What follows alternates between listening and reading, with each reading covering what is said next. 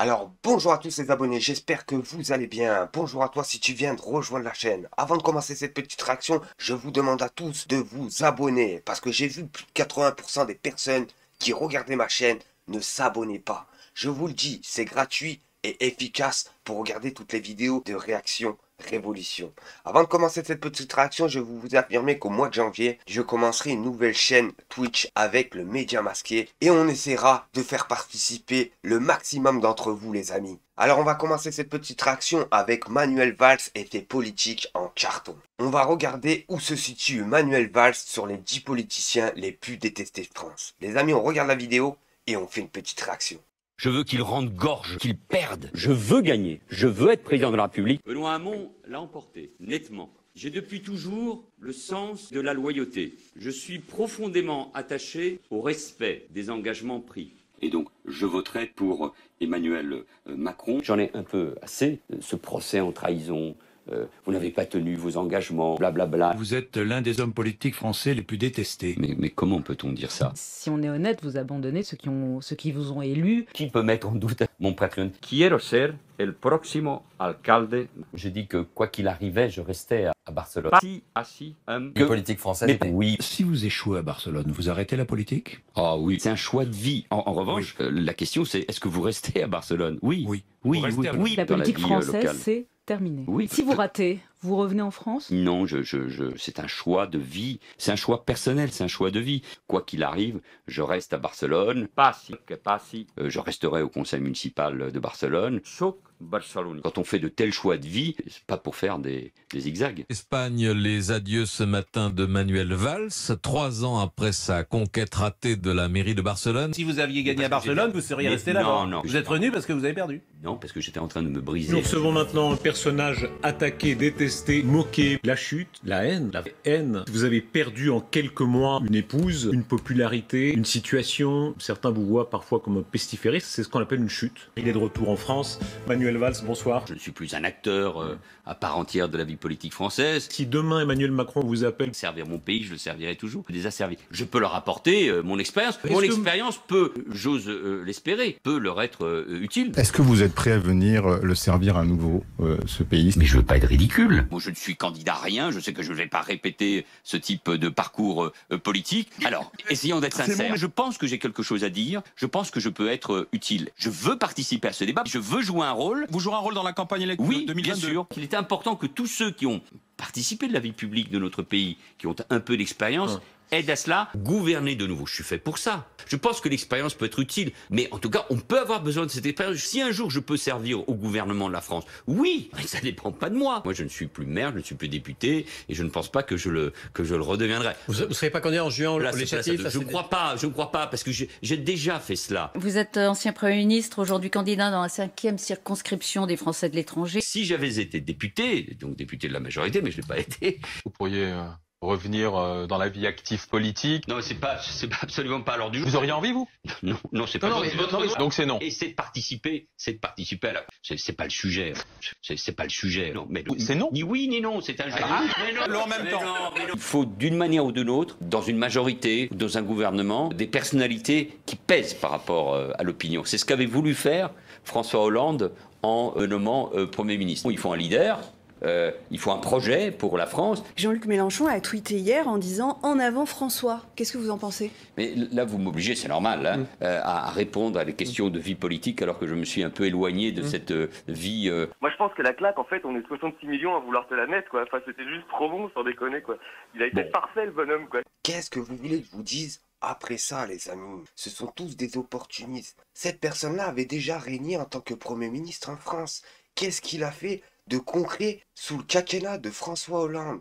Je vous le dis, à part mettre à plat ventre tous les Français, il a rien fait de bon, les amis. Et c'est pour ça qu'il s'est extradé en Espagne. Parce qu'il savait très bien que sa politique en France était terminée. Arrivé en Espagne, je vais le répéter, il s'est fait expulser. Parce que je le répète, on n'est plus au Moyen-Âge. Les Espagnols ont la télévision, ont Internet et ont vu cette catastrophe régner en France. Et vous le pensez bien que leur bateau étant troué, ils voulaient pas rajouter un boulet qui ferait couler le navire, les amis. Et sur cette deuxième vidéo, les amis, un débat très intéressant qui s'était passé auparavant entre Antoine Léaumont, député de la France Insoumise, et Aziza, la personne qui se permet de tripoter les personnes en plein plateau TV. Les amis, on regarde la vidéo et on fait une petite réaction. 75 ans a commencé la colonisation d'Israël en Palestine. On parle du 7 octobre. Non, mais le 7 octobre. On parle du 7 octobre. Voyez-vous, monsieur Aziza? Non, mais on parle du 7 octobre. Voyez-vous, monsieur Aziza, je suis en train de vous répondre. Je vous ai répondu sur le 7 octobre. Vous répondez pas, vous répondez pas. Et je sais, j'étais pas là tout à l'heure. Ce que vous avez dit sur les slogans islamophobes que vous avez entendus à l'Assemblée, à la manifestation. Retournez tripoter des gens, monsieur Aziza.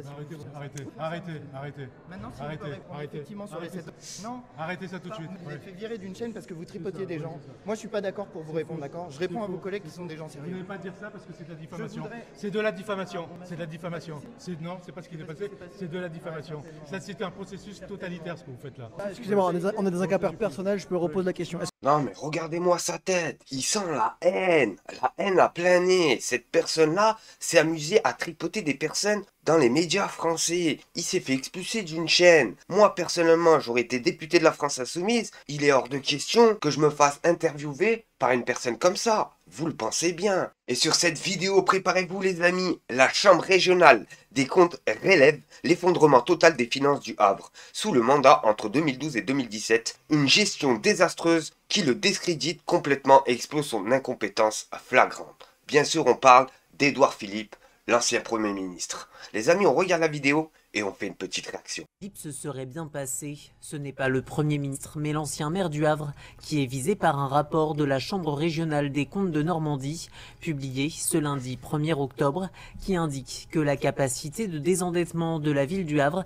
s'est nettement dégradée pendant le mandat d'Édouard Philippe. L'encours de dette du budget principal aurait progressé de plus de 15% pour dépasser les 268 millions d'euros fin 2017. La ville s'est placée dans une trajectoire défavorable. Le nombre d'années qu'il faudrait pour rembourser la dette passe de moins de 7 ans en 2011, ce qui était optimal, à plus de 11 ans en 2017, ce qui rapproche la ville du seuil d'alerte, écrivent dans le rapport relayé par le Huffington Post les magistrats qui estiment que la légalité de certaines subventions destinées à abonder les services publics industriels et commerciaux est discutable. Et voilà, tout est dit. Ces personnes-là viennent torpiller le pays. Que ce soit Édouard Philippe, que ce soit Emmanuel Macron ou tous ces mercenaires qui viennent gouverner dans notre pays, quand ils viennent, 5 ans plus tard, la ville tombe en banqueroute, les amis. Et tous les maires qui soutiennent Emmanuel Macron, allez vérifier leurs comptes, c'est la même chose. Ils sont en train de torpiller les Français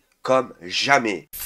Et là, préparez-vous les amis, c'est magistral. On a Marine Le Pen qui ne veut pas augmenter le SMIC, mais par contre, pour elle, c'est pas la même chose. Les amis, on regarde la vidéo et on fait une petite réaction. Sur le SMIC, vous êtes l'une des seules candidates à ne pas proposer une augmentation du SMIC. Pourquoi ? Parce que vous savez, augmenter les salaires, ça veut dire faire peser une charge sur des entreprises qui sont dans de grandes difficultés aujourd'hui économiques. Vous avez augmenté votre salaire comme présidente du Front National. Il est passé de 3 000 à 5 000, plus 66%. Pourquoi ? Vous étiez dans le besoin ? Oui, j'avais besoin de 2 000 de plus par mois. Et pourquoi? Les Français, ils n'ont pas besoin. Ils n'ont pas besoin de manger. Ils n'ont pas besoin de payer leur loyer. Ils n'ont pas besoin de payer les vacances pour les enfants. Non, ça, ils n'ont pas besoin. Ils doivent travailler pour des cacahuètes à la fin. C'est ça. Et c'est ça, cette hypocrisie qu'on dénonce dans Réaction Révolution. C'est que ces personnes-là se permettent de bloquer des lois que les Français demandent, la loi du SMIC, la loi de la retraite, mais derrière, elles passent de 3 000 € à plus de 5 000 € par mois. Et ça, c'est à cause de moutons qui suivent le RN en fermant les yeux et en crachant à longueur de journée sur la France Insoumise. Et là, préparez-vous les amis. Alors que des centaines de ministres et de députés sont liés directement au pays du bien, vous connaissez, et à ces lobbies, le Sayanim, Tapiro, qui travaille directement sous les ordres du ministre israélien, veut nous faire croire que les élus de gauche seraient financés par le Qatar. Les amis, c'est à mourir de rire. On regarde la vidéo et on fait une petite réaction. Gilles Platret, vous savez, le maire de Châlons, a monté d'ailleurs une commission d'enquête privée pour déterminer les élus qui auraient été aidés de façon un peu financière par l'Iran et par ses proxys. Et je peux vous dire qu'il faut soutenir Gilles Platret dans ce combat-là, parce que là, on aura les preuves. Vraiment, ce que vous venez de dire, c'est qu'il y a aujourd'hui des hommes et des femmes politiques à l'Assemblée nationale et ailleurs qui ont été aidés financièrement, et c'est bien entendu par des forces étrangères islamistes comme l'Iran, qui bien entendu, ou le Qatar.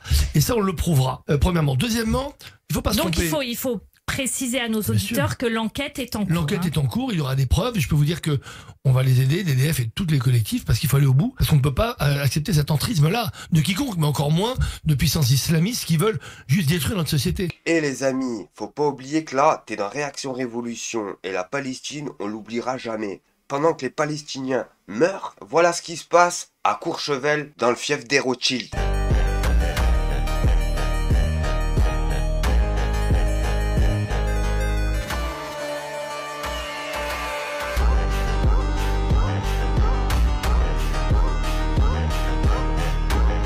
Bref les amis, vous aurez compris, manifester en France en vendant des merguez et en dansant sur de la musique, c'est pas comme ça que ça marche. Faut aller plutôt dans leur siège à Courchevel les amis. Les amis, merci de m'avoir suivi. N'oubliez pas, pour tous ceux qui veulent soutenir la chaîne, le Tipeee est dans ma description. Sur ce, au prochain épisode. Merci à tous.